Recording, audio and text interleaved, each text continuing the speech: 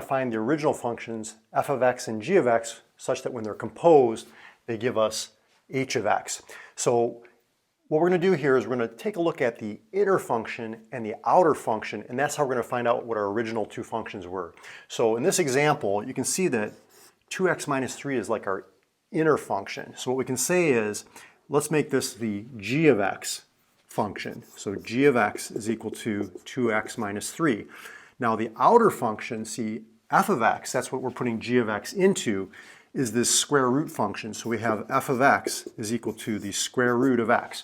Now the nice thing about this is you can test your functions to see if this works. So you could say, well, let's see, f of g of x means that I take my g of x function, okay, 2x minus 3, and I put it into my f function. So the way that this works is, whatever is here in parentheses goes in place for x on the right. So we have the square root of, and we're putting 2x minus 3 in place of x.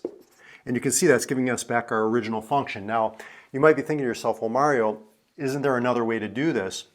And you're absolutely right. There's more than one way to do this. I think this is the easy way, just to think about this whole quantity as the inner function, and then that square root is the outer function. But let's just give you another example. Another example would be, say for example, that our inner function was g of x equals 2x. And let's say that our outer function was actually the square root of x minus 3. So now when you compose the two functions, when you put g of x in for f of x in place of x, you're going to get back 2x minus 3, the square root. So more than one way to do it, but I like to think of it, keep it simple, inner function, outer function. Let's look at another example. Say number 2 here, how would you do this one? Well, here what I'm thinking is, let's make this our inner function, our g of x. So we're going to say g of x is equal to this whole quantity, 3x minus 2. Our outer function, f of x, is equal to 1 over something, right? 1 over x.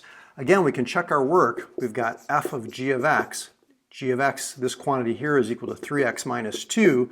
And we're putting that into our f function. So our f function is 1 over x, but this is like our new x value. We're going to replace x with this quantity here, 3x minus 2. And you can see we're getting back our original equation for h of x. So that's how you decompose functions. If you want to see more about composition of functions working forward, check out the video I did right there, and I'll see you over in that video.